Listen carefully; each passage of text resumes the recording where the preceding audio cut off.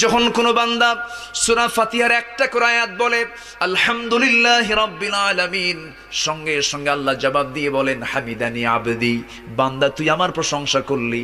আর রহমানির রহিম যখন বলে আল্লাহ বলেন আসনা আলাইয়া আবদি। মালিক ইয়াউমিদ্দিন যখন বলে আল্লাহ বলেন মাজ্জাদানি আবদি। এরপরে যখন বলে ইয়াকা না'বুদু ওয়া ইয়াকা নাস্তাঈন পর্যন্ত যখন বলে আল্লাহ বলেন বান্দারে তুই আমার কাছে কি চাস, প্রাণ খুলে চারে বান্দা। ইহদিনাস সিরাতাল মুস্তাকিম থেকে শুরু করে নিয়া ওয়ালাদ-দাল্লিন পর্যন্ত যখন বান্দা বলে তখন আল্লাহ বলেন বান্দা নামাজের মধ্যে এমন প্রেমের খেলা খেললি, বান্দা তুই যা চাইলি সব আমি আল্লাহ কবুল করলাম। ওই বান্দা যখন রুকুতে যায় আল্লাহ তখন অস্থির হন।